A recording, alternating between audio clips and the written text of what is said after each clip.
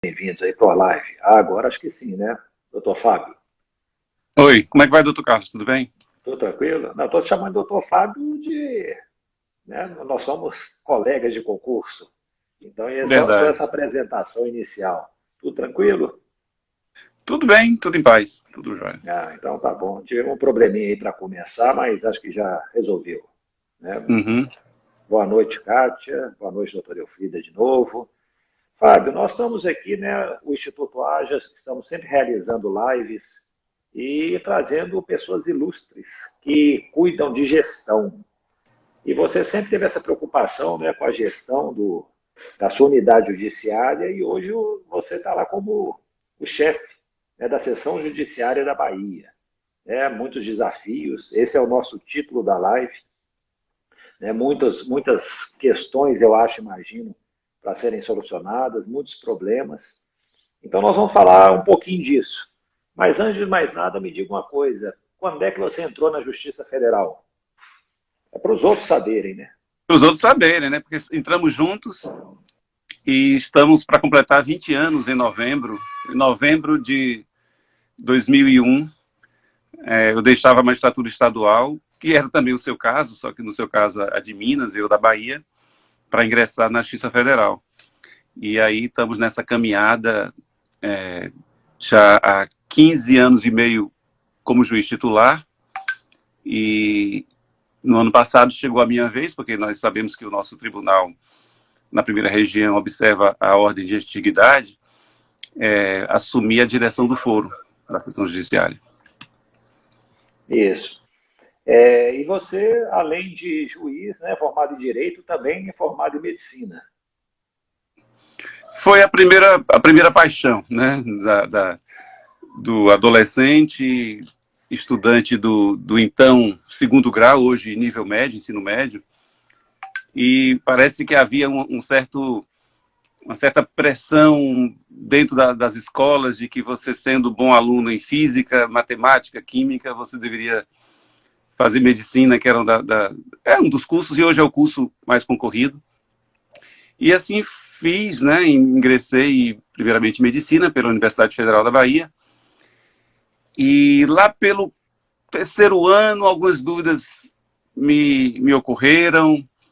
E no quarto ano, uma greve muito longa da UFBA, como acontecia com muito mais frequência nas universidades públicas no Brasil, fez com que eu me perdesse um pouquinho daquela empolgação com a medicina e fiz uma pergunta: como é que eu estarei daqui a 30 anos?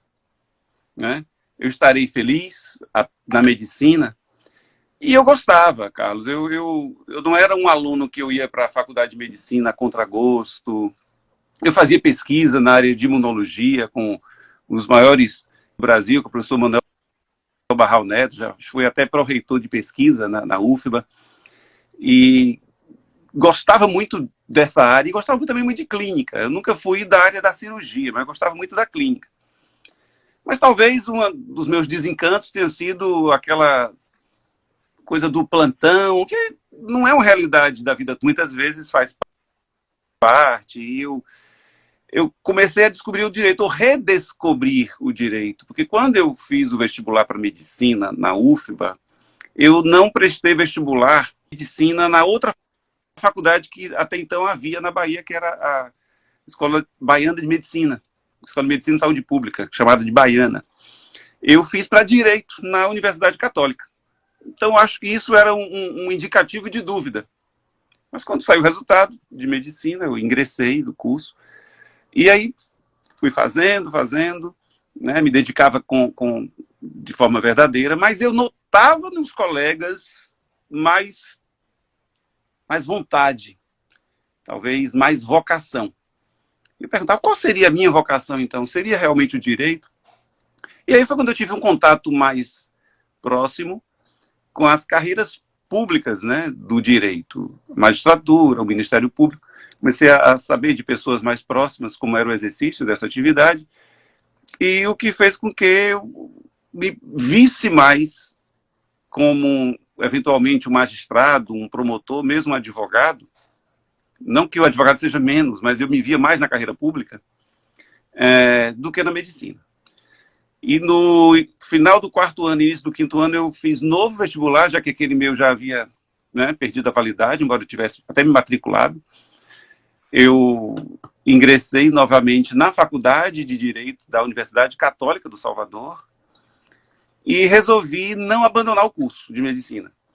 Foram 2 anos muito sacrificantes do ponto de vista pessoal, porque fazer um curso apenas já é sacrificante, faço ideia 2, simultaneamente, né? E ainda mais medicina, né? E ainda mais medicina. Embora já tivesse assim no finalzinho da estrutura curricular, em que você vê muitas disciplinas difíceis. Então eu já estava para entrar no pré-internato, que é um trabalho mais feito em hospital, né? De clínica ou de cirurgia, você fica sendo acompanhado por médicos, por preceptores, por residentes. E aí eu já teria não teria aquela coisa de ter provas, seria mais uma avaliação diária, embora isso me tomasse muito tempo. Muito tempo. Tanto que eu calculei que eu não me formaria em direito no tempo mínimo, demoraria mais. Mas acabei conseguindo me formar tanto em medicina nos 6 anos, quanto em direito. À época eram 4 anos, eu consegui fazer essa graduação, consegui adaptar. Eu acho que eu até brinco hoje, que hoje, com a cidade tão mais engarrafada, eu não conseguiria, porque eu saía muito cedo de casa, ia para o Hospital das Clínicas, que fica no bairro do Canela, aqui em Salvador, um bairro muito central, examinava meus pacientes, né, porque cada interno tem os seus pacientes, saía correndo de lá para a Faculdade de Direito em outro bairro para poder assistir a aula de 7 horas. Quando terminava essa aula, eu voltava para o hospital para poder apresentar os meus pacientes, a chamada visita médica, ao preceptor. E isso era estressante, porque tinha horário, tinha engarrafamento, tinha estacionar o carro, mas foram, assim, vamos dizer, 1 ano e meio nessa correria que deu para fazer. Não, e fica o exemplo, né? Outro dia eu estava conversando com uma advogada e ela adora animal, então ela acho que queria fazer veterinária. Eu falei, faz, já que é um gosto seu. Ela, não, mas agora já está tarde. Não, e não tem isso, você fez medicina, não, você fez concurso para juiz, teve a carreira toda aí, hoje é diretor do foro na Bahia, não é? Então, aqui quando a gente é muito, muito jovem, né? Então quando eu fiz o vestibular, o novo vestibular, 20 para 21 anos, né? Então eu me incomodava muito o fato de eu ter, em tese, perdido 4 anos, vamos dizer assim, da minha vida. Eu já estaria até perto de me formar em medicina, em direito. Mas assim, o tempo passa tão rápido, cara. No instante eu estava graduado em direito, menos de 1 ano depois eu estava tomando posse como promotor de justiça, porque na época não havia a necessidade de cumprir o interstício de 3 anos, né, de atividade jurídica. Depois foi emendando o juiz de direito, o juiz federal, e a gente olha para trás, assim, eu lhe digo, fora a minha experiência profissional, a maior experiência da minha vida foi ter feito o curso de medicina, que é um curso muito intenso. E tenho grandes amizades, né? Eu digo até que os meus amigos, aqueles com quem eu mantenho um contato mais presente, são os de medicina, né? Porque são 6 anos de convívio, numa fase muito importante da nossa vida, que é essa você sai da adolescência para a fase adulta, né? E aí foi muito bom por esse aspecto também. E você, assim, a medicina te ajudou na Justiça Federal, no julgamento de processos? O que você me diz? Ajuda ainda hoje. Ajuda muito, né? Porque a compreensão, quando você faz um curso, e como eu tenho essa consciência de que eu fiz um curso bem feito, né, eu estudava com seriedade, me permite compreender melhor. Assim, quando eu era mais um juiz de matéria previdenciária, algumas vezes eu discordei de laudos médicos, né, e a gente pode discordar, mas quando nós não temos nenhum embasamento naquela área, fica um pouco difícil a discordância. Mas cheguei a discordar algumas vezes, e quando me deparo, estou numa vara criminal, com alguma situação para analisar, a gente tem alguns elementos. Mas eu acho que o mais importante, Carlos, foi a maturidade. Porque, a despeito de uma pouca idade, você se forma em medicina com 23 anos, foi o meu caso. É muito pouca idade, né? Mas a maturidade que aquele curso lhe dá, pelo contato que você tem desde o segundo ano de faculdade com pacientes, não é, nos hospitais, o seu sofrimento. Eu nunca esqueço de uma paciente que eu tive, olha, eu estava no 6º ano, né, na clínica médica, lá no Sol das Clínicas, uma paciente chamada Dona Anaí, ela tinha linfoma. Um linfoma tratável, tudo. E ela era muito afetuosa, e eu retribuía esse afeto. Então, o tratamento dela era como fosse nesse sentido também, de receber essa atenção. Então, como aquilo me amadureceu? Giga, você estava contando o caso do linfoma. Da Da... dona Nair, não é? Uma pessoa muito amável, já com seus netos que visitavam com frequência, e eu não fazia nada demais a não ser tratá-la com o respeito que todo paciente merece, mas com também um pouco mais de carinho, não é? Pela situação que ela passava, uma pessoa já com sua idade avançada e que tinha que fazer esse tratamento. Mas ela me ensinava tanto, porque ela me recebia com um sorriso tão vasto, né, no rosto, com tanto otimismo. Em nenhum momento eu via a doença bater aquela senhora. Então, para vamos dizer assim, um jovem de 22 para 23 anos, aquilo ali poderia não ser nada, mas era muita coisa que a gente estava se deparando, né? E não somente ela, como outros casos, plantões em hospital de emergência, plantões em maternidades. Eu fiz um parto, eu fiz só um, mas eu fiz um parto, né? Com o meu, na época, meu professor Menezes, ele disse, olha, eu sei que você vai seguir direito, mas um parto pelo menos você vai fazer. Você vai fazer um parto. E eu fiz um parto natural. E, enfim, eu tenho um orgulho enorme dessa minha formação na área médica. E vi que até fez um comentário aí, um grande amigo meu, Alex, um infectologista, hoje radicado em Fortaleza. Assim, tivemos um grupo muito bom, né? E vivemos coisas muito boas.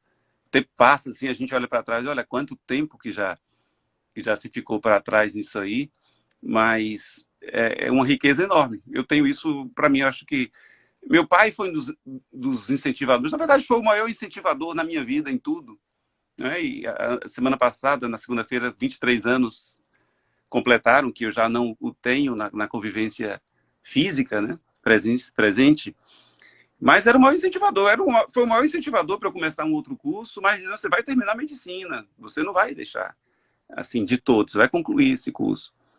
Não é nada inédito, viu, Carlos? Porque o Salomão Viana, que é nosso colega aqui na Bahia, é também médico.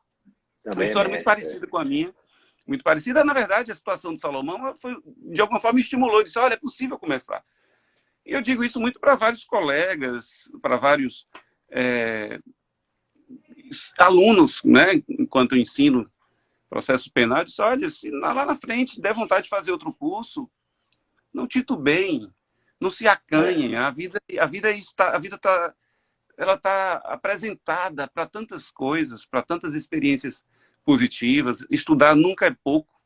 E eu agora, diferentemente de você, que muito jovem já conquistou até o seu doutorado, agora que eu estou fazendo meu mestrado, né? Me vendo um pouco doido, porque eu resolvi fazer mestrado exatamente quando eu estou com Matias com 10 meses, Alexia fazendo 3 anos agora em agosto, e como diretor do foro, em plena pandemia. Mas, assim, não é que você deva fazer o que você não vai conseguir dar conta, mas é que muitas vezes você precisa ser um pouco, ter essa coragem, né, de buscar, de enfrentar.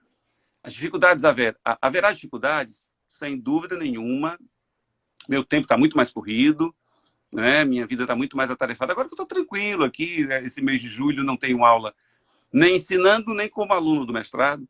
Me dá uma tranquilidade. Mas a Diref toma meu tempo, a segunda vara, da qual eu não estou afastado totalmente, eu só não estou fazendo audiências, né? E ainda assim, nessa semana eu fiz audiências, porque o colega era suspeito, né, no processo. E aí, mas assim, com jeito, com o tempo ali, com ajuste, a gente consegue fazer muita coisa e é possível, sim. Fica com a rotina puxada, apertada, né, Fábio? Mas acaba que, né, dá para, eu acho que consegue avançar.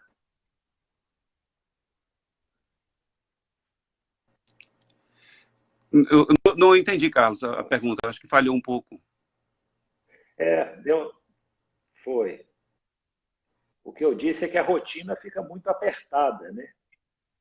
O dia a dia Aperta. fica muito puxado, né? Então, mas né, acaba que é carro apertado é que anda, né? Que eles falam, né? É, é. Um carro apertado que anda, então diz assim, ele diz assim, um amigo meu falou, disse, eu comprei um apartamento aqui, eu nem deveria agora, porque eu tinha acabado de comprar paguei, mas é o seguinte, o que leva a gente para frente é dívida. Disse, olha, não quero esse tipo de levar para frente, não. E topada, e topada. Nem topada. Então, mas assim, ele quis dizer o seguinte, quando ele tem uma dívida que ele já compromete, ele não vai gastar com outras coisas, então ele consegue aumentar o É, patrimônio. Eu acho que é assim, isso mesmo, nessa dificuldade, a pandemia, com todos os meio milhão, mais de meio milhão de mortos, que a gente, né, chora nossos mortos, isso só no Brasil, mas ela também tem essa parte de você poder dar aula online e assistir às aulas também à distância. Isso sem dúvida nenhuma, é um facilitador, porque evita o né? deslocamento, né? Mas assim, vamos levando assim, a próprio exercício de ser chefe da administração na pandemia, e aí talvez a gente já comece a entrar no tema, foi extremamente desafiador, né? É. Aqui, ó, Extremamente. você já tinha sido um diretor de foro lá da subseção judiciária, né, em Paulo Afonso. E Feira de Santana, que foi Feira de bastante. Santana também. É, A foi. complexidade só foi aumentando, né, Fábio? De Paulo Foi Afonso, Feira de Santana, agora Salvador, né, Bahia. Salvador. Na verdade, quando a gente é diretor de subseção, você tem umas atividades administrativas, e inclusive gestão de pessoas, que é uma atividade administrativa que requer, eu acho que um envolvimento muito grande do gestor, uma capacidade de desenvolver suas habilidades nesse setor muito grande. Mas quando você assume uma direção de foro, em que lhe são impostas responsabilidades, competências, atribuições, por exemplo, processo administrativo disciplinar de servidores é algo muito sensível, né? A questão dos pagamentos, eu sou ordenador de despesas, né? Isso é o nome que a gente fala. Então, muito antes de ser o diretor do foro, eu conversava com colegas que já haviam sido e falavam dessa preocupação que tem, porque nossas contas serão futuramente analisadas pelos auditores do Tribunal de Contas, pelos ministros do TCU, e falhas podem, eventualmente, ocorrerem e haver alguma ressalva quanto àquilo, e ninguém quer, na sua gestão, que fique alguma ressalva. Então, os cuidados são muito grandes, na verdade, nós temos que ter muitos cuidados quando você vai administrar, porque nós estamos tratando com o dinheiro público, com a coisa pública, né? Com a res pública. Então, quando se mexe com isso, patrimônio, pessoas, né? O próprio funcionamento do Poder Judiciário Federal, isso é extremamente desafiador. Eu acho que o título, então, da live é bom, porque é um desafio sempre grande. Ninguém vai dizer, é muito fácil ser diretor do foro. Não pode estar falando a verdade, porque não é. Você de uma seção judiciária é muito grande, é a maior da primeira região, que é Minas, e eu sou da segunda maior, a Bahia é a segunda maior.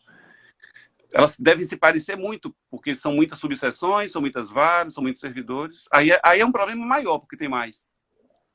Mas, assim, eu acho que só pelo fato de haver uma responsabilidade sobre licitações, contratos, né, pagamentos diversos e a gestão de pessoas, aí a gente sabe que isso nós não temos nas subseções. Nós não temos Isso é verdade. pagamentos. É. Né? Nós não temos Luiz, pagamentos. Luiz chegou aí, Luiz, seja bem-vindo. Olá, Luiz, tudo bem? Oi, pessoal, tudo bem? Tudo ótimo. Vocês me escutam claramente? Parece que o meu sinal não está muito bom. Eu ouço bem. O sinal aqui em Belo Horizonte, acho que não está boa, não, porque o meu não estava. Já caímos uma vez, então não. Mas vamos em frente. Ô, Fábio, você tem ideia de assim, quantos servidores, quantos juízes, quantos prédios, né, subseções você tem aí para administrar? Juízes, nós somos 81. Servidores, nós passamos de 1.000. Né? E centenas de estagiários, centenas de terceirizados. Prédios somente em Salvador, são 2 sedes, uma dos juizados, das turmas recursais, e o outro das varas e o administrativo. E temos 15 prédios no interior, que são 15 subseções, né? E isso tudo passa pela Diref. Tudo vai sendo centralizado. Agora mesmo nós estamos acompanhando a entrega do Fórum de Eunápolis. Deve acontecer brevemente. Já foi feita a vistoria, então deve acontecer da mesma forma Juazeiro. Já é em outro sistema, ele é construído já no chamamento para servir como fórum, mas não é nosso, é um aluguel. Mas foi construído para atender às nossas necessidades. Isso foi uma forma que o tribunal encontrou, porque nós estamos proibidos de realizar novas construções. Desde a emenda constitucional 95, os desafios ficaram muito maiores. Antigamente, a gente fala sempre muito isso, eu sou um aluno de ambos no curso de gestão do AJA, da questão do fato de gastarmos muito do nosso PIB com o judiciário. Então, vem a emenda e dá um basta nisso. São 5 anos, convendo com a emenda. Desde 2020, e é o ano que coincide com o meu início na gestão do foro, não há o repasse pelo executivo daquilo que poderia faltar dentro do nosso orçamento. Não há. Então, nós tivemos que fazer cortes muito grandes, né? E acabou que em 2020, por termos sido atingidos pela pandemia, houve também uma economia de recursos muito grande, porque os fóruns praticamente fechados, sem a tramitação de autos pelos correios, né? Isso tudo, a questão das viagens diárias, passagens, isso tudo reduziu muito as despesas. A gente pôde utilizar recursos que foram salvos em um projeto que era absolutamente essencial para a manutenção do nosso funcionamento, que era a digitalização de autos físicos, né? Então, nós tivemos esses recursos para esse fim que foram fundamentais. Nós estamos muito avançados, nós praticamente hoje só temos as varas de execução fiscal com quantitativo ainda maior de processos em autos físicos e algumas subseções, poucas, muito poucas. A maioria das varas, a segunda vara hoje não tem mais nenhum processo a digitalizar, salvo processos que estão suspensos. Então, processos em tramitação já foram digitalizados e migrados, né? Já estão no sistema. E a segunda vara criminal era toda de processos físicos, né? Cerca de 2.000 em processos físicos. Então, isso é um salto, me parece, não apenas para tempos de pandemia, mas para a frente, em que nós vamos nos dedicar, no nosso tempo, otimizando o tempo, efetivamente na análise de processo. Todo mundo que fala de PJE fala que espera que o PJE melhore. Mas o PJE, com todas as suas vicissitudes, é muito melhor do que o sistema anterior. Eu não tenho nenhuma dúvida disso. Sem dúvida.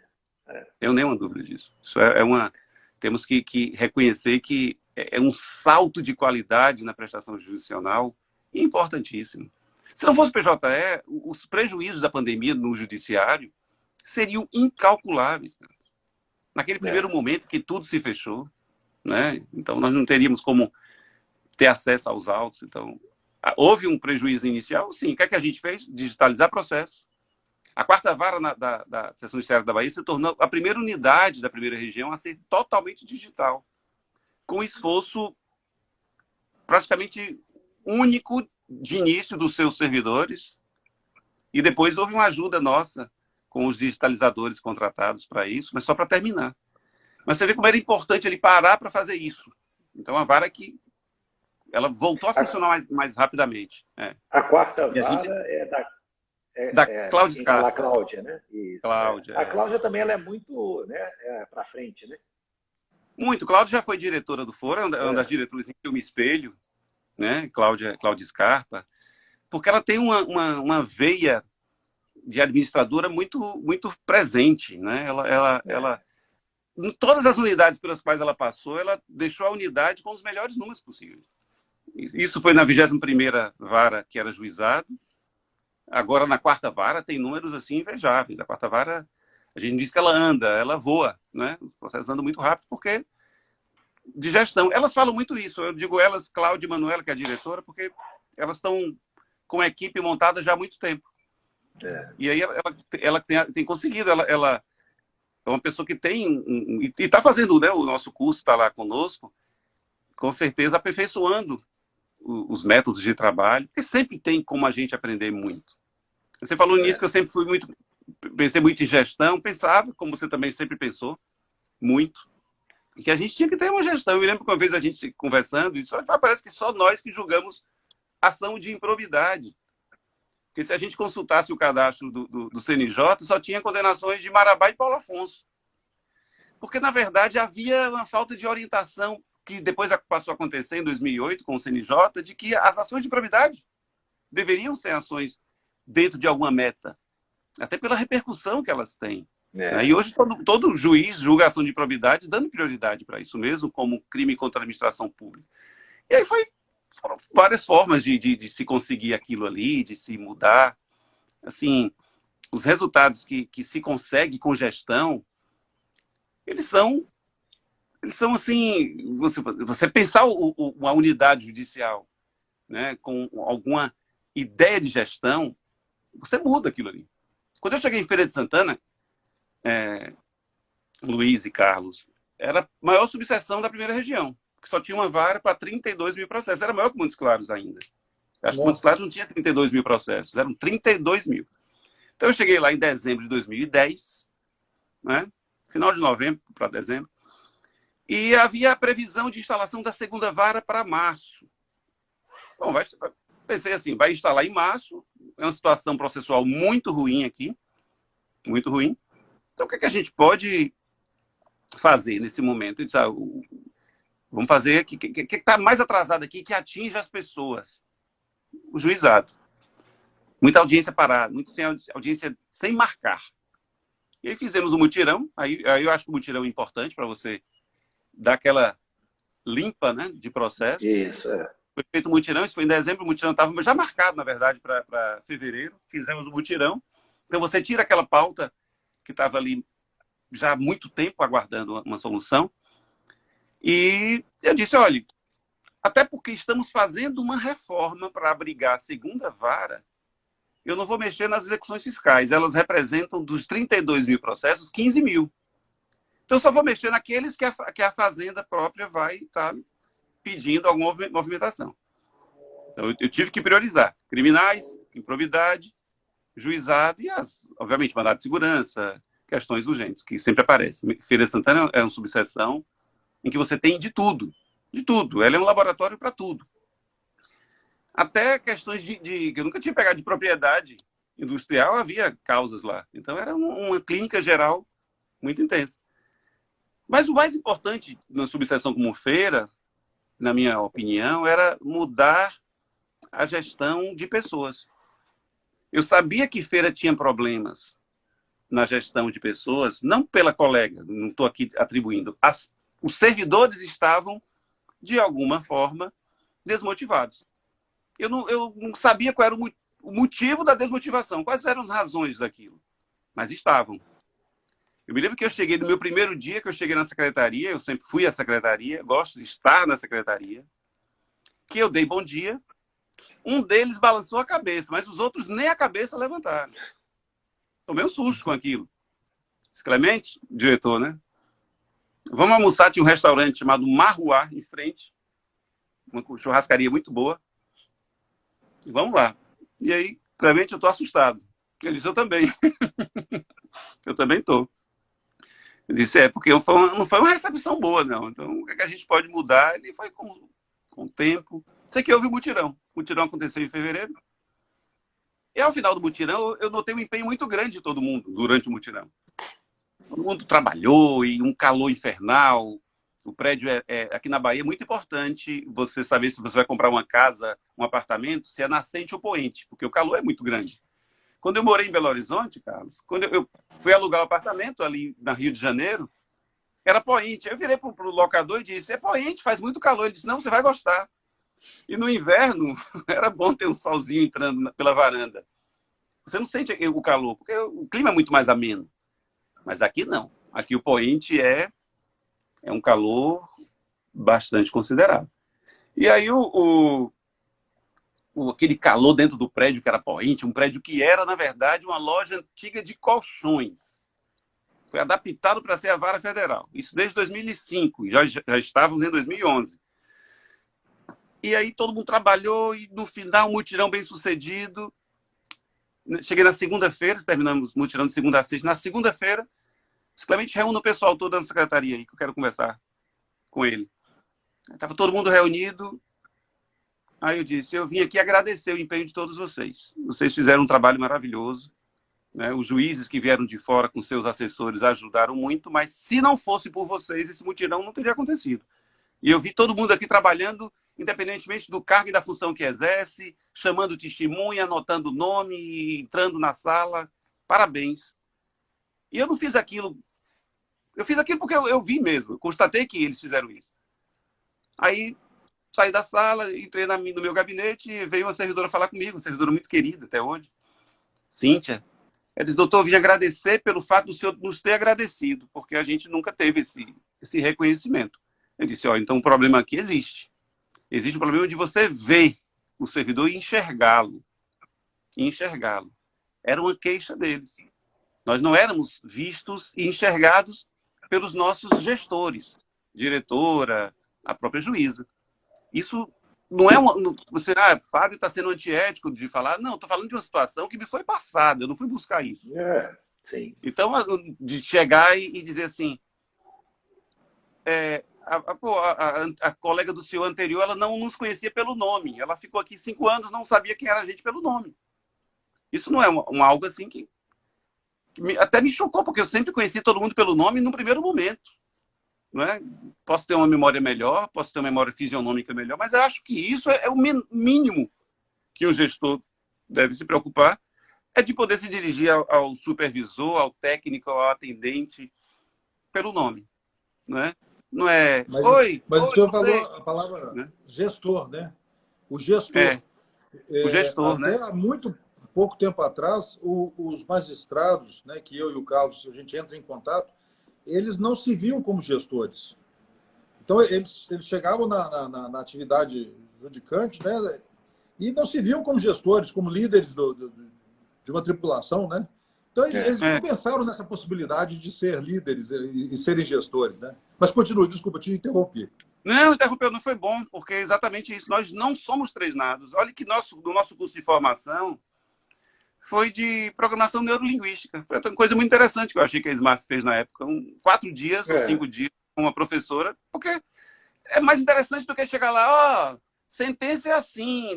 A gente sabe como fazer sentença, como decisão. Tu vai aprender isso na marra, se não souber. E foi muito uma semana de curso, né? Uma semana. Então não dá para ensinar muita coisa. Uma semana não, 4 dias, porque no primeiro dia foi a posse. Foi terça, quarta, quinta e sexta. Sendo que na sexta-feira todo mundo estava com pressa para pegar o voo e voltar para sua cidade natal. Então, assim, eu acho que isso mudou muito, Carlos. Você uma vez me convidou naquele curso que você lá participou, na qualidade de instrutor, para falar sobre subseção. Isso não existia, não é? De você ter essa preocupação. Isso mudou muito. Felizmente, é outra realidade que hoje os juízes que entram na magistratura, eles passam, pelo menos na Federal da Primeira Região. Nós vemos isso. Fábio, nós somos gestores, não é? Você fez curso para a direção do foro? Eu fiz um curso Você tem um curso, não tem? pela Infam. Eu fiz o curso pela Infam. E o curso foi focado... Muito bom. Muito bom. Né? De qualidade excepcional, não é? De um material que eles... E foi focado muito em gestão de pessoas. Muito em gestão de pessoas e muito em retirar entraves burocráticos. Obviamente que foi um curso, não é um curso tão longo, mas é um curso muito intensivo, em cada módulo com muitas atividades a fazer. Talvez você saiba o nome, estou querendo aqui lembrar, eu sei que eu já lembrei. Nossa colega, Renata Lotufo, lá de São Paulo. Foi ela que foi a instrutora, né, que chama, não sei se é instrutora, outro nome. Lá, a formadora, né? A formadora, foi ela que foi a formadora. Depois eu fiz até um curso de formação de formadores, eu fiz esse também. Mas esse curso foi muito bom. Eu disse, olha, eu vou ser diretor do foro, possivelmente daqui a 1 ano e meio, 2 anos. Então tem um curso que não é gratuito para a Infam, que aquilo tudo é pago, mas é gratuito para o juiz federal. Por que não fazê-lo? O curso à distância. E foi muito bom, materiais muito bons, situações em que nós nos deparamos diariamente. Nós nos deparamos diariamente. E, no mais, é ler aquilo que nos chega, sempre procurando saber de alguma coisa. Quando eu estava em Paulo Afonso, eu já procurava ler a Bíblia do 5S. Não é? Eu gostava de ter essa cultura de ouvir, de saber, de arrumar, disciplina, e de ouvir os servidores. E a gente aprende muito com eles, Carlos, quando a gente ouve, quando a gente está disposto a ouvi-los. Uma vez eu marquei uma reunião, eu disse para eles assim, olha, gente, de visitas. Então, quando todo mundo que chega aqui vai para o atendimento. Então, a gente tem que dar um bom atendimento. Prestar um bom atendimento. E Agnaldo, que era o supervisor de atendimento lá de Paulo Afonso, era um servidor que eu já conhecia, Agnaldo era muito espirituoso. Ele disse assim, doutor Fábio, o senhor disse aí que o atendimento é o cartão de visita, mas o cartão de visita está muito quente. Os advogados chegam ali e não tem ar-condicionado na sala que eles ficam. Paulo Afonso é 40 graus à sombra. Imagine num prédio que não tinha ventilação externa. Era todo uma adaptação que foi feita lá. E disse, tá vendo aí, como eu nunca precisei para o atendimento. Mas ele percebia, ele estava do lado do ar-condicionado e via que as partes de advogados estavam sentindo calor. Disse, pronto, fiz um pedido, e a Diref sempre foi muito atenta, na época em que nós também não tínhamos tantas restrições orçamentárias, instalamos o ar-condicionado. Os advogados acharam aquilo maravilhoso. Maravilhoso, né? E coloquei uma caixa lá. O que é que pode melhorar na Justiça Federal de Paulo Afonso? Né? Advogados e partes. Algumas coisas me chamaram a atenção. Eu julgava processo de juizado em Paulo Afonso com 60, 70 dias. Da distribuição à sentença. Sentença e audiência. E quando era com acordo, RPV no outro dia. Né? No outro dia. Já que estava transitado e julgado. Aí eu coloquei lá. O que é que pode melhorar? Aí teve uma parte que colocou. Dei entrada no meu processo e até hoje não saiu a sentença.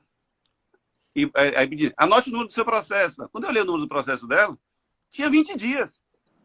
Não tinha nem tempo de fazer audiência. Então, até hoje não saiu a sentença. Então, bom, esse tipo de reclamação tá bom, porque ela tem 20 dias, mas aí você precisa mostrar que existe em prazo, a gente tem que marcar audiência com 30 dias. Então as pessoas começam a ficar exigentes também, quando você procura fazer a coisa. Mas ouvir é muito bom. Ouvir para saber o que pode melhorar, o que está errado. Ô, Fábio, mas vamos retomar aqui. Ó. Me conta uma coisa. O tema são desafios, né, na direção do foro. Quais foram assim, os 3 pepinos que você encontrou aí que mais te...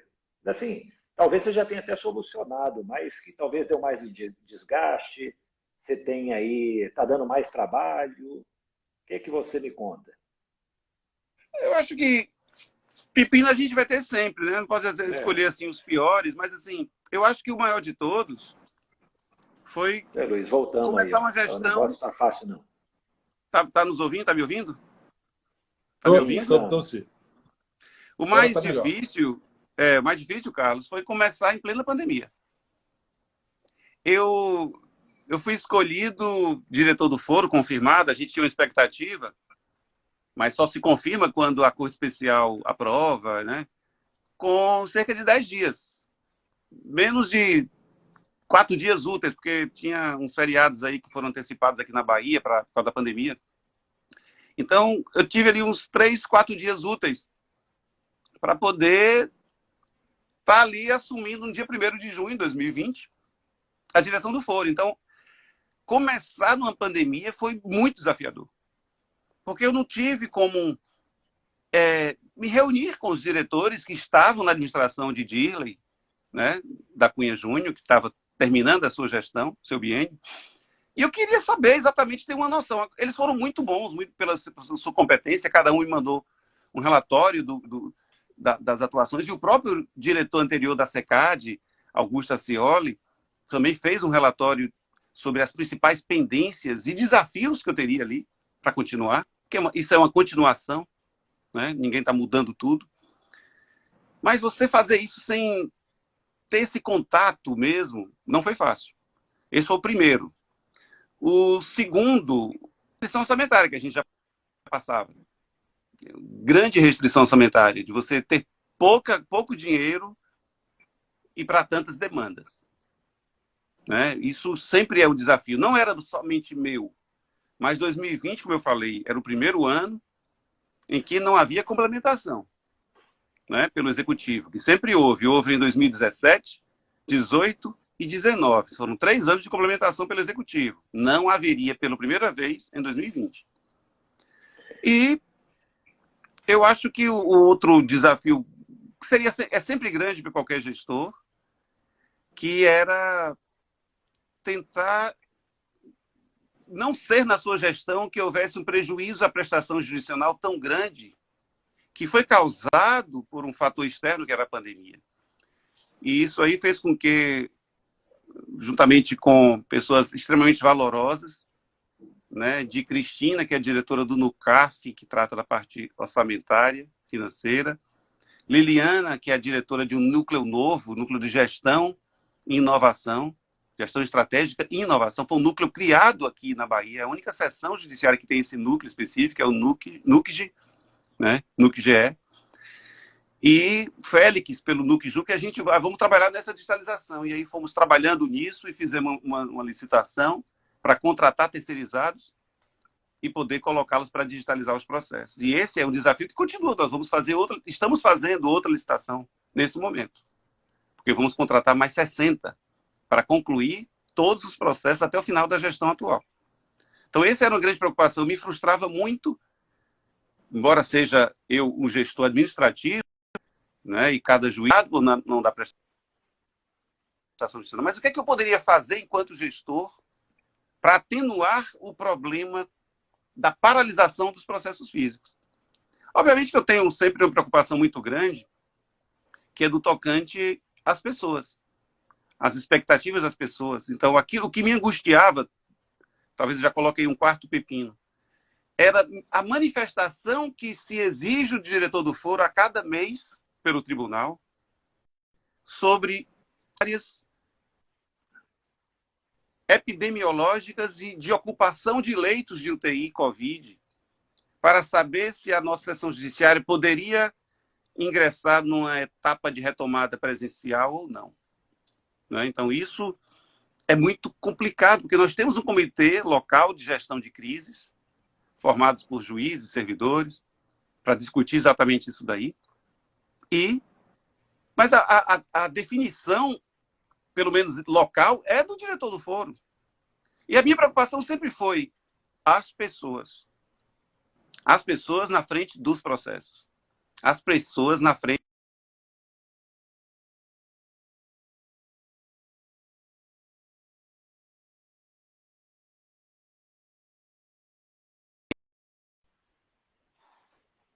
externos.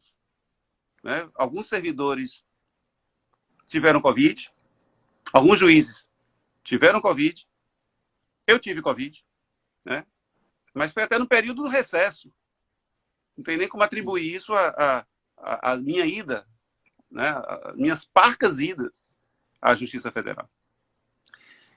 E perdemos 3 servidores por Covid. Né? Choramos essas perdas, né? Os 3 muito queridos, servidores da área administrativa. Nenhum deles adquiriu a doença nas dependências da Justiça. Estavam todos eles em teletrabalho. Então, não foi dentro das dependências. E isso sempre me angustiou. Porque nós tivemos uma retomada preliminar do trabalho presencial em outubro. Quando chegou em dezembro, os índices de ocupação de leitos na Bahia começaram a subir. A Bahia é um estado muito turístico. E eles acabaram. Solicitei ao tribunal. Vamos ter que voltar para o plantão. O tribunal deferiu isso em janeiro. Quando em fevereiro, Brasília, Goiás, Minas, todos estavam voltando para o plantão, nós já estávamos no plantão, porque os dados estavam alarmantes. Então, isso sempre me preocupou, Carlos. Então, assim, era as pessoas, a saúde das pessoas, não somente dos juízes, servidores, estagiários, terceirizados, como também dos usuários da Justiça Federal, advogados, partes. Então, era essa sempre a minha preocupação maior. Não é um discurso, isso ficou muito claro nas minhas decisões, não é, de não voltarmos em condições adversas.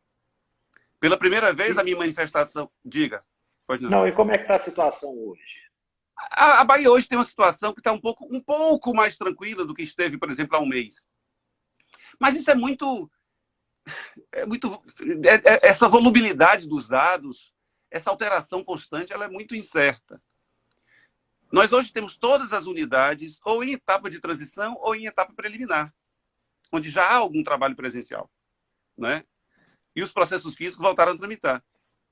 O que eu sempre digo, olha, gente, quando o tribunal coloca na resolução 25% de presença em cada unidade, isso é máximo, isso não é piso, isso é teto, isso é máximo. Então, se você tiver um servidor na unidade, já cumpre.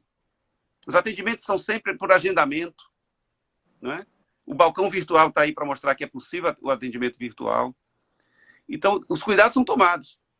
Claro que a gente enfrenta entraves burocráticos para contratar, por exemplo. Até hoje a gente não conseguiu isolar os atendimentos com aquela barreira acrílica, porque as nossas licitações foram desertas. Imagine isso, que todo o país estava buscando comprar barreiras acrílicas. Então, com o orçamento que nós temos, buscando sempre o menor preço, tudo, licitação deserta. Até porque houve um aumento muito grande desses insumos, né, pela procura. Então, o maior pepino foi tomar decisões no tocante a um retorno à atividade presencial, ainda que limitada, ainda que muito por questão da saúde de qualquer das pessoas que trabalham na Justiça Federal na Bahia, ou que seja dela o seu usuário. Então, isso sempre realmente foi... Isso aí encaminhando todos os problemas, né? Digitalizar os autos para que não precise ter servidor lá, tudo isso, buscando sempre essa forma. A primeira vez que eu me manifestei para que nós poderíamos voltar a alguma etapa preliminar foi em maio, visando as unidades que tinham ainda um grande acervo de processos físicos. Afinal de contas, já são 16 meses de pandemia. E esses processos físicos, eles precisavam voltar a tramitar. Porque há um prejuízo do lado de lá. Eu recebo e-mails, como diretor do foro, que são bastante impactantes.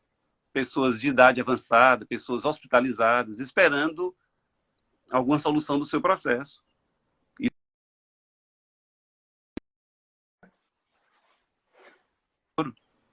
A única coisa que eu sei que era importante era que a gente pudesse dar alguma resposta, digitalizando ou tramitando de alguma forma com os cuidados, mas os processos não poderiam ficar parados por mais tempo. Por mais tempo. Eu até converso com o nosso colega de concurso, o Kleberson, que é uma pessoa excepcional, por sorte nossa, é secretário hoje geral da presidência do TRF1. Ele disse: Kleberson, acho que está na hora do tribunal até dar mais autonomia para os diretores do foro, no tocante a isso, porque vocês sempre nos ouvem. Vocês sempre nos seguem. Mas, às vezes, eu posso estar numa situação que eu precise regredir imediatamente. Ou eu possa progredir para uma etapa um pouco mais branda de atendimento. Ele diz: não, você tem razão, a gente tem que pensar nisso aí, porque essa coisa de centralizar um tribunal para decidir todas essas questões de todas as 14 unidades da federação é muito difícil, é muito complicado. Então, a gente precisa, muitas vezes, de uma decisão mais imediata. Obviamente que eu conto aqui com um comitê local de gestão de crise extremamente competente, com colegas muito ponderados, Eduardo Carqueja, Rafael Iana e Dayana Bião. Então, são pessoas que todos são preocupados com o bem-estar dos servidores, dos colegas juízes, dos terceirizados e das pessoas em geral. Ô, Fábio, aqui, estamos chegando a hora aí, né? Estamos virando a hora para tentar finalizar. Me diga uma coisa, acabou que a direção do foro está aí, né, bancando, né, apostando no curso, né, de administração judicial para as varas. Quando é que você teve essa ideia? Achou que era importância? Que você está participando do curso? Já está tendo alguma melhora? O que você nos diz?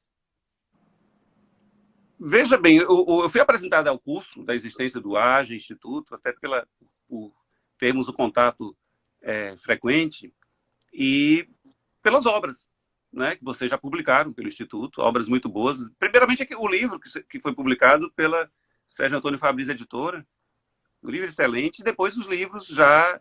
Estou até com um deles aqui, sempre aqui perto, a implantação prática do modelo de gestão, sempre consulto. E assim que eu assumi, nós tivemos uma certa folga orçamentária, em razão da economia, e todo diretor de foro, eu acho que ele não terá feito um bom trabalho se ele não investir em recursos humanos, né?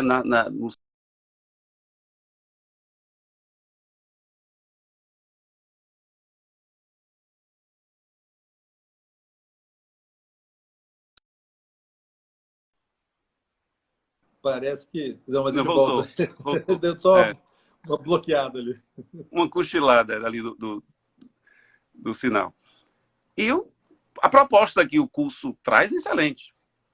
Eu acho que a Justiça Federal ela sempre primou para uma boa gestão processual, ela sempre teve números muito positivos na primeira instância, mas, como eu disse, você achar que está bom não significa que não possa melhorar.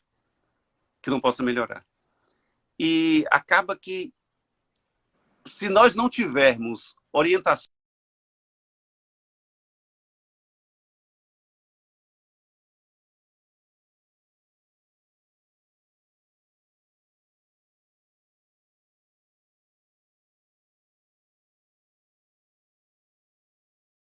é tão óbvio quando a gente assiste do curso que eu estou fazendo, eu não posso fazer o que eu precisasse. Mas eu vou te contar, fazer isso sendo diretor do foro, professor, pai de criança pequena e fazendo mestrado, era mais um... Nossa Senhora! Assim, mas vamos lá.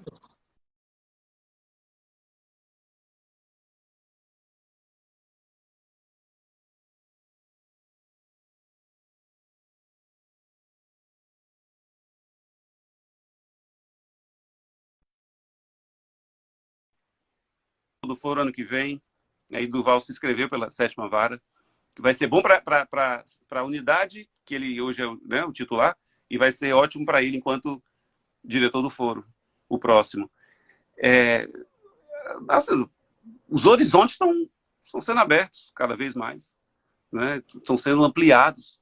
Eu parabenizo o Instituto, já fez isso em mais de uma vez, não somente no curso que estou fazendo, como no curso que vocês acabaram de concluir, de encerrar, e faço aqui. É algo assim que deveria ser até obrigatório que todo Tribunal de Justiça, o Tribunal Regional Federal, o TRT, no Brasil, pensasse, né, nesse curso de administração judicial aplicada, porque é trazer conteúdo de alto nível para o dia a dia. Coisas que nós não pensamos. A gente pode mudar isso aqui. Eu leio isso aqui, como eu trabalhei em Minas, conheço juízes, conheço diretores, e é um prazer ler essa experiência aqui, por exemplo, o que aconteceu na vara lá do Murilo, na 9ª vara criminal, na vara do Silvio, da Luciana, esqueci o nome, da Cristiane Botelho. Cristiane. Botelho. Então, coisas assim que... Nossa, se eu pudesse ter feito isso... Olha que eu saí da vara de execução fiscal há 2 anos com 2 selos diamante. Mas, assim, quando eu li aqui o que Cristiane já pôde implantar, que abriu até na página, né, que começa a aplicação do modelo de gestão judicial na 25ª Vara Federal. Na 24ª, teria tido resultados ainda melhores para prestação judicional, para o nosso próprio conforto, nossa própria qualidade de vida enquanto juízes e servidores que trabalhamos com esse propósito. Então, vocês estão de parabéns, Carlos. Quando você que é um penalista, processualista penal, tem seu mestrado, doutorado e pós-doutorado sempre nessa área, e que você falava em gestão, eu só vi que você colocaria aquilo na realidade quando você me fez aquele... Foi o formador, né? Foi o instrutor lá do curso do TRF, e também quando lançou o livro. O curso que vocês fizeram, vocês estão fazendo assim, vocês estão dando uma contribuição para o Poder Judiciário brasileiro muito boa. Então, é interesse da Justiça Federal que todas as unidades façam. Então, nós estamos com a segunda turma e é provável que tenhamos também uma outra turma do AJA, ou ainda mesmo esse ano, não sei se ainda é possível a gente já começar para continuar em 2022 a outra turma do AJA. E o que eu puder dizer isso para meus colegas estaduais, para meus colegas do TRT, que existe essa possibilidade de nós termos um olhar diferenciado sobre a administração judicial aplicada, eu direi, porque não é a propaganda por ser amigo do Carlos e agora conhecer o Luiz, que é uma pessoa também muito querida. É pela qualidade. Os colegas que fizeram o curso da primeira etapa são apenas elogios. Elogios, né? E são colegas, como eu disse, colegas valorosíssimos.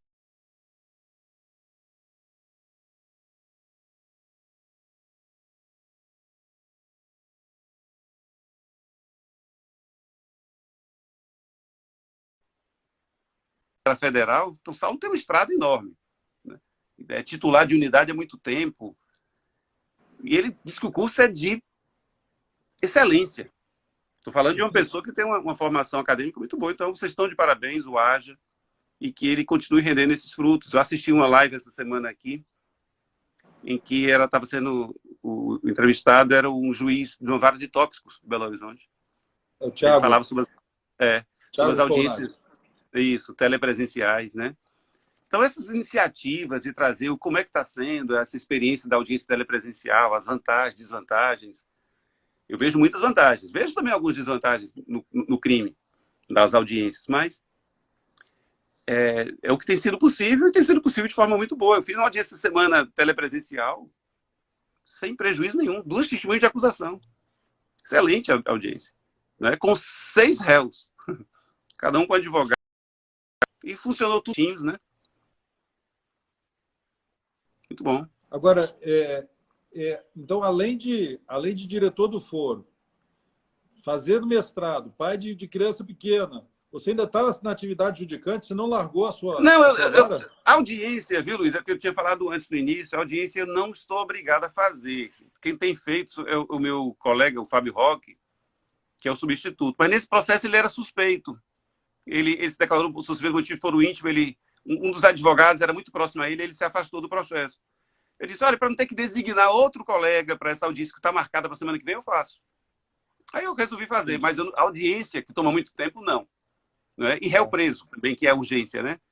Mas eu estou fazendo sentença, né, despachando, isso dá para fazer. E eu não quis me afastar de todo, não, porque o juiz gosta mesmo de julgar. Né? Nós somos gestores de plantão, mas nós gostamos muito de julgar. Eu gosto muito de estar ali. Hoje mesmo eu estava conversando com a equipe e marcando as etiquetinhas das metas, né?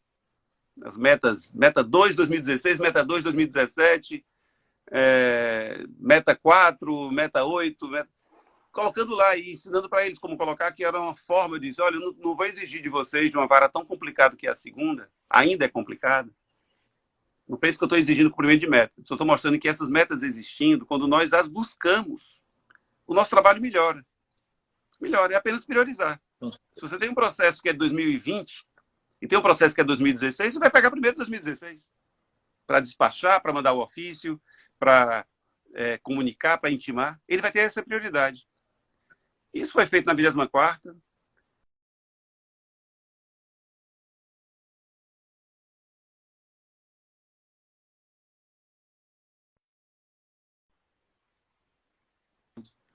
Eu disse, Carlos, o que você acha das metas? Ele disse, eu acho muito bom. Ele disse, pô, finalmente encontrei um colega que pensa como eu.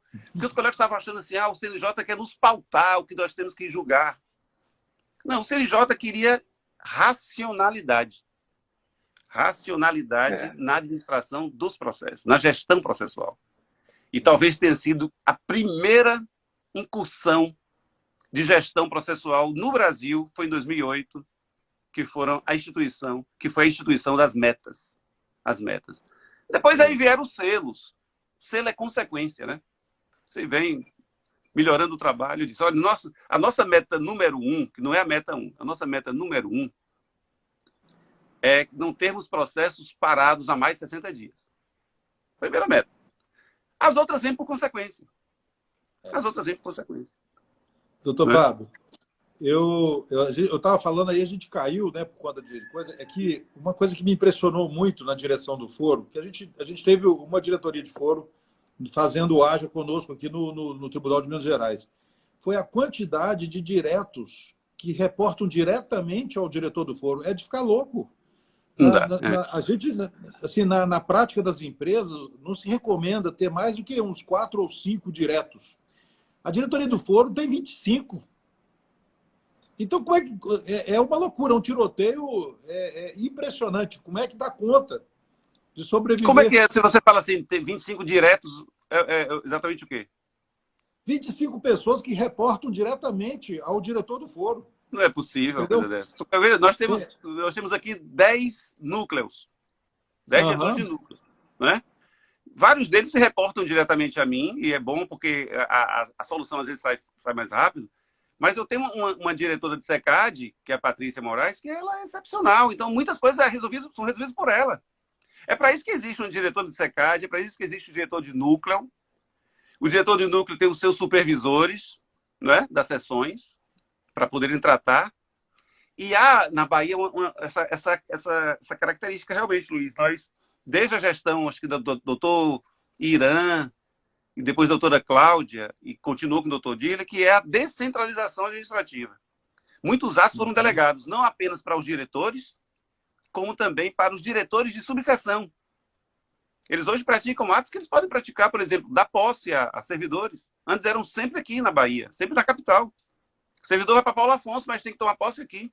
Não tinha muito sentido. Faz sentido. Né? Não fazia. E várias outras coisas, por exemplo, designação de função. O diretor do núcleo de gestão de pessoas, que é o Fabrício, é ele que faz isso. Não tem por que o diretor do foro que vai assignando a função UFC2 para o servidor da unidade tal. Isso precisa ser feito. Antes era sempre o diretor do foro, né?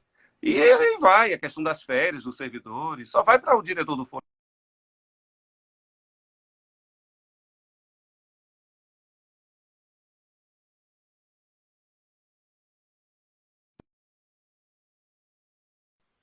O consolidado da corregedoria não nos permite. Mas recentemente mesmo fui provocado que seria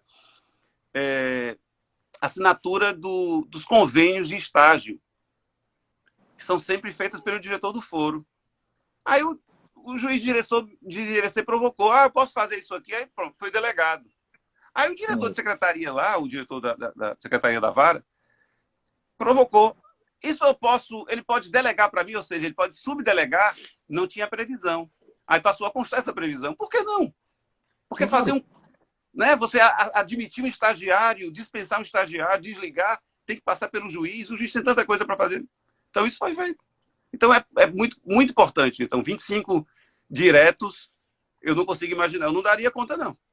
Não tem como dar conta. Não, quer dizer, a diretoria do foro vira o grande gargalo, né? Mas que coisa boa que a gente tá ouvindo aqui, viu, doutor Fábio? A gente vê que a diretoria do foro aí da Bahia, da seção judiciária da Bahia, é uma diretoria ágil, é uma diretoria descentralizada. Descentralizada. Deixa as coisas acontecerem. Isso é muito bom.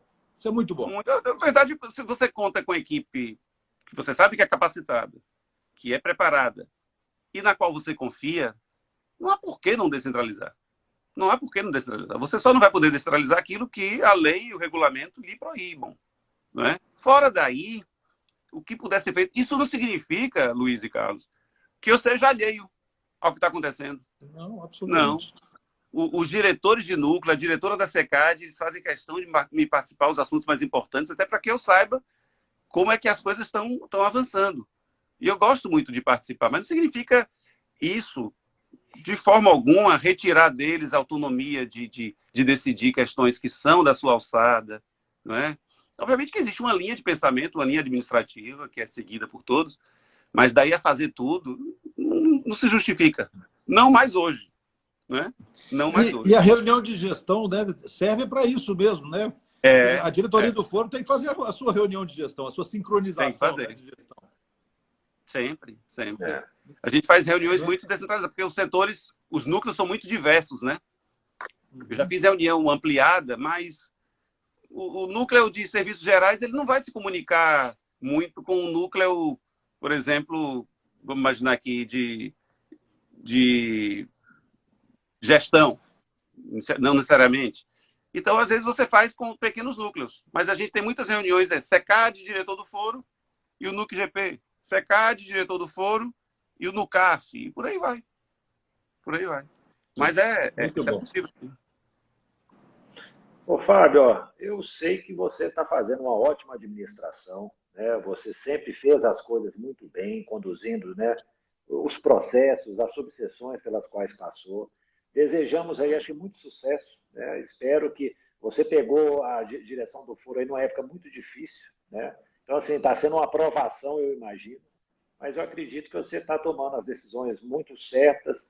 A turma da Bahia é ótima, eu acho. Eu acho que você tem essa facilidade, né? A experiência que nós tivemos com as turmas, né? Estou vendo até a Dina que participou da primeira turma. Nossa, uma turma engajada, envolvida, participativa. Então, se eles também estão assim na sessão judiciária, você está muito bem acompanhado. Acho que facilita seu trabalho, né? E desejamos sucesso, né? Muito obrigado, Carlos. O maior patrimônio da Justiça Federal da Bahia são seus juízes e servidores. Eu sempre digo isso. Eu tenho muito orgulho, né, de fazer parte aqui desse quadro. Os servidores são excepcionais, são de excelência mesmo. Ter problemas, e aqui eu não vou ser o gestor que vai dizer que nós não temos problemas, mas eles são a exceção. E nunca foram problemas que não pudessem ser resolvidos. E o próprio sistema, né, a organicidade que tem na Justiça Federal, ela resolve isso. Porque há um comprometimento muito grande com a causa pública, com a causa da justiça. As pessoas têm um bem-querer muito grande que eles atendem. E eu sempre digo, eu tenho uma tranquilidade enorme de trabalhar, primeiramente como juiz da segunda vara, depois como juiz diretor do foro, que é um trabalho temporário. Graças a Deus é temporário, né? Mas, assim, teve alguém que me perguntou, Fábio, você poderia não ser diretor do foro? Eu disse, poderia, mas todo mundo está cumprindo esse ritual, se sacrificando pessoal e profissionalmente. Eu vou dizer que eu não quero, qual a razão? Né? Então, não há uma razão. Mas, na verdade, eu sempre quis ser diretor do foro. Eu acho que vai me dar uma experiência para toda a vida, muito, muito rica, né? Muito rica. Eu acho que todos deveriam ser diretores do foro, podendo. E aí, eu só tenho a agradecer, realmente, Carlos, não somente aos diretores hoje administrativos, como ao corpo de servidores. E, mais uma vez, peço a eles a compreensão, porque quando a gente decide, e ainda que essa decisão ela possa não agradar em cheio ou a todos, mas o objetivo era que fosse atendido o maior número possível, né, dos pleitos, ou o maior número possível dos servidores, nos seus anseios, nas suas aspirações. E posso não ter alguma decisão que não seja bem compreendida, não seja tão bem aceita, mas nunca foi uma decisão não pensando no interesse público. O interesse público é aquilo que nos guia na profissão que escolhemos, né, que abraçamos, e são 20 anos que estamos aqui, né, como o tempo passa rápido, né?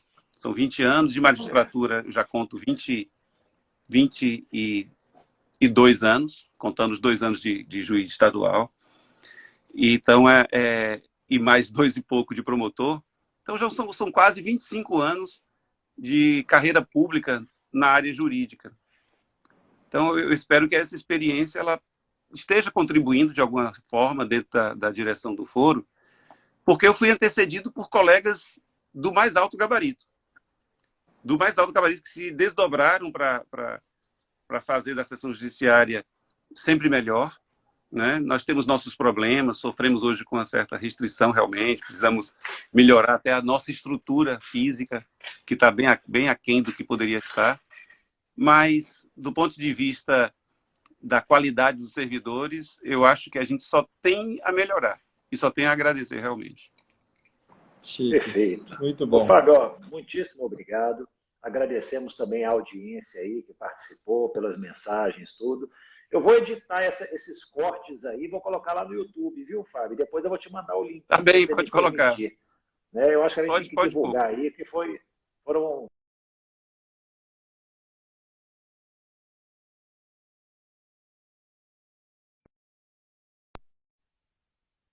Pulha.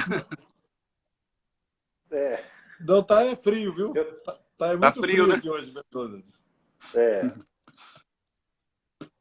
Tá bem, então. Então, gente. Gratidão. Um abraço para todos. Muito obrigado. Eu que agradeço. Obrigado, Um abraço Fábio. para todo mundo. Até mais. Um abraço. Tchau, tchau. Isso aí.